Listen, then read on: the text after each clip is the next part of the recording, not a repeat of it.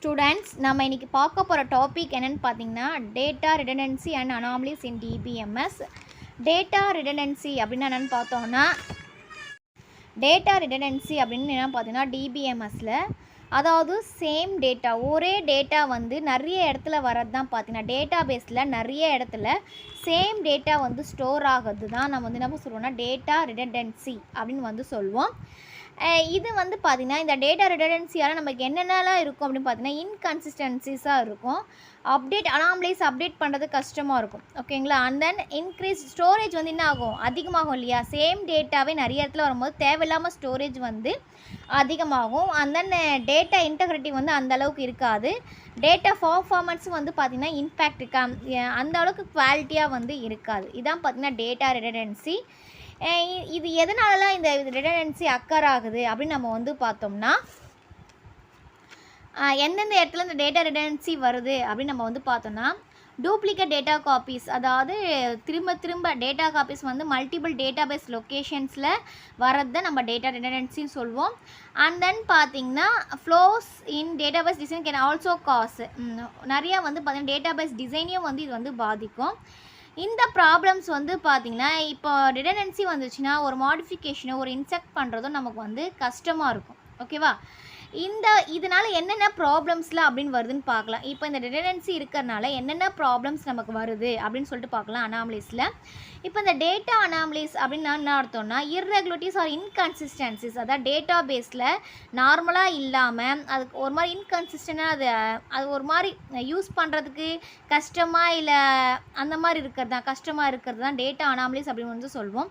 அதாவது update insect பண்ணுறதுக்கு பார்த்தீங்கன்னா நமக்கு வந்து கரெக்டாக இருக்காது, கன்சிஸ்டண்ட்டாக இருக்காது, நம்ம ரெகுலராக நம்ம யூஸ் பண்ணுற மாதிரி ஈஸியாக அந்த மாதிரிலாம் இருக்காது. அதான் டேட்டா அனாமலிஸ் அப்படின்னு வந்து சொல்லுவோம்.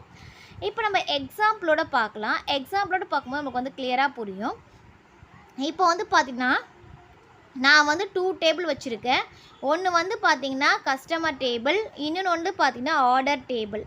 இந்த கஸ்டமர் டேபிளில் என்னென்ன இருக்குது அப்படின்னு பார்த்தீங்கன்னா customer ID, name and then address. இப்போ ஐடி, நேமு, அட்ரஸ் நம்ம வந்து கொடுக்குறோம். ஆர்டர் டேபிள் அகைன் என்ன இருக்குதுன்னு பார்த்தீங்கன்னா நேமு அண்ட் தென் அட்ரஸ். இது வந்து பார்த்தீங்கன்னா ரிப்பீட்டட் டேட்டா. இப்போ இந்த இடத்துலையும் நேம் அட்ரஸ் இருக்குது, இந்த இடத்துலையும் நேம் அட்ரஸ் இருக்குது. இதான் பார்த்தீங்கன்னா ரிப்பீட்டட் டேட்டா இல்லையா? இப்போ ஆர்டர் டேபிளில் order ID, name, product name, address வந்து நம்ம கொடுத்துருக்கேன். நான் வந்து பார்த்தீங்கன்னா 2 டேபிள் வந்து கொடுத்துருக்கேன்.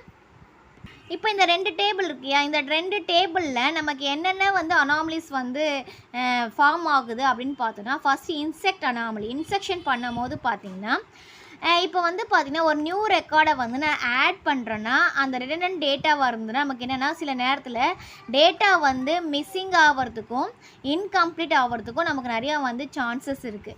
இப்போ ஃபார் எக்ஸாம்பிள் பார்க்கலாம். இப்போ நான் வந்து 2 டேபிள் சொன்னோம் இல்லையா? ஒரு டேபிள் வந்து பார்த்திங்கன்னா இங்கே 2 டேபிள் இருக்கு இல்லையா? ஒரு டேபிள் வந்து customer table and then order table. இப்போ வந்து நான் ஏதோ ஒரு டேட்டாவை இன்செக்ட் பண்ண போகிறேன்னா இப்போ கஸ்டமர் அட்ரஸ் வந்து பார்த்திங்கன்னா கஸ்டமர் டேபிளில் இருக்குது அண்ட் தென் ஆர்டர் டேபிளில் ரெண்டுத்துலேயுமே இருக்குது. இப்போ நான் ஒரு நியூ கஸ்டமர் நான் ஆட் பண்ண போகிறோன்னா இப்போ நியூ கஸ்டமர் நான் ஆட் பண்ணும் போது பார்த்திங்கன்னா சேம் அட்ரஸ் வந்து 2 டேபிள்லேயும் இருக்கணும்.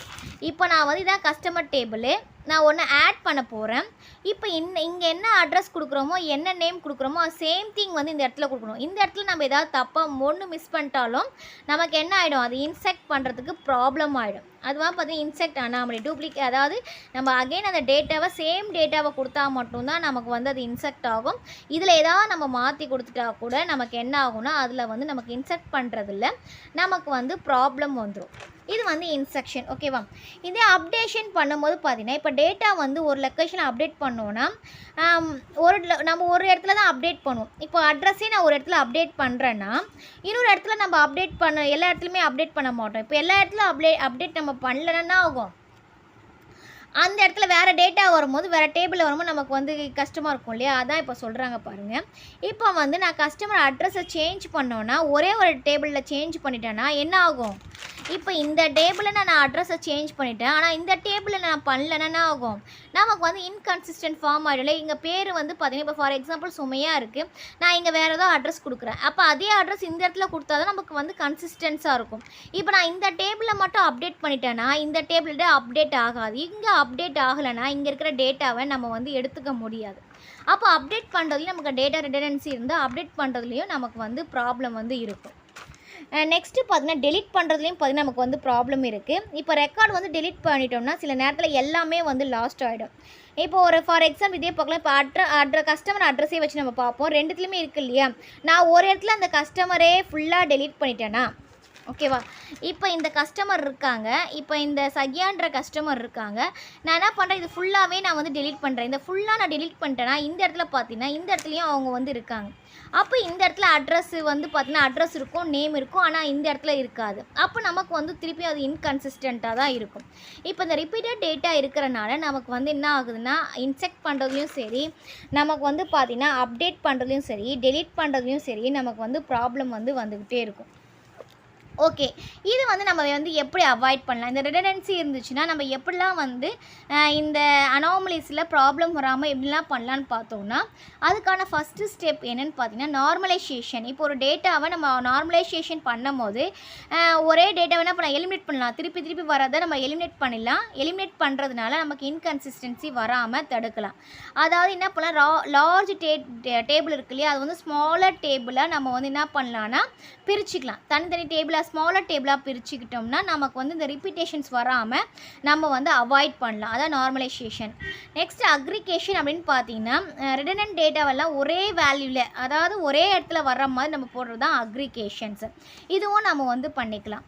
நெக்ஸ்ட்டு வந்து பார்த்திங்கன்னா கன்சால்டேஷன் அப்படின்னா பார்த்திங்கன்னா மல்டிபிள் டேபிள்ஸ், அதாவது இப்போ நம்ம 2 டேபிளாக போட்டோம் இல்லையா, அந்த 2 டேபிளை நம்ம ஒரே டேபிளாக கொண்டு வந்துடலாம். ஒரே டேபிளில் கொண்டு வரும்போது பார்த்திங்கன்னா அட்ரஸும் நேமும் நம்ம ஒரே இடத்துல வந்துடும், நம்ம மறுபடியும் கொடுக்க தேவையில்லை. அதே மாதிரியும் நம்ம வந்து போட்டுக்கலாம்.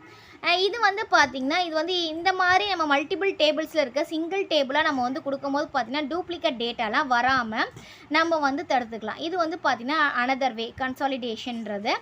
நெக்ஸ்ட்டு வந்து பார்த்திங்கன்னா யூஸ் ஆஃப் ஃபாரின் கீஸ். இப்போ இந்த ஃபாரின் கீஸ் நம்ம யூஸ் பண்ணுறதுன்னு பார்த்திங்கன்னா இப்போ ஃபாரின் கீஸ் யூஸ் பண்ணுறதுனால நம்ம ரிடண்டன்சி வந்து தடுக்கலாம். ஏன்னா 2 கீ ஏதாவது ஒரு கீழே நம்ம வந்து ஐடி வச்சிட்டோம்னா அந்த ஐடியை வச்சு நம்ம என்ன பண்ணலாம், 2 டேபிளுக்கும் நம்ம ரிலேஷன்ஷிப் கொடுத்துக்கலாம். ரிலேஷன்ஷிப் கொடுத்தாலும் இங்கே இருக்கிற அட்ரஸை அங்கேயும் கொண்டு போய்க்கலாம் இல்லையா, நம்ம வந்து கெட் பண்ணிக்கலாம். அப்போது டூப்ளிகேட் டேட்டா வந்து அங்கேயும் அட்ரஸு கொடுக்க தேவையில்லை, இங்கேயும் அட்ரஸு கொடுக்க தேவையில்லை. அந்த டூப்ளிகேட் டேட்டாவில் நம்ம என்ன பண்ணலாம், அவாய்ட் பண்ணிடலாம். ப்ரைமரி கீயும் வச்சு என்ன பண்ணலாம், ஒரு டேபிள்லேருந்து இன்னொரு டேபிளில் இருக்க டேட்டாவை நம்ம எடுத்துக்கலாம். இந்த மாதிரி foreign keys and primary keys நம்ம யூஸ் பண்ணுறதுனால இந்த டேட்டா ரிடண்டன்சி வராமல் நம்மளால் தடுக்க முடியும். இதுதான் பார்த்திங்கன்னா டேட்டா ரிடண்டன்சி வந்தால் எப்படி தடுக்கலான்றது. இப்போது டேட்டா ரிடண்டன்சினா என்ன, அனாமலிஸ்னால் என்ன, அதில் என்ன ப்ராப்ளம் இருக்குது, அது எப்படி தடுக்கலான்றதை நம்ம வந்து டீட்டெயிலாக பார்த்துட்டோம். இப்போ இந்த டாபிக் உங்களுக்கு கிளியராக புரிஞ்சிருக்கும்னு நினைக்கிறேன். Thank you students.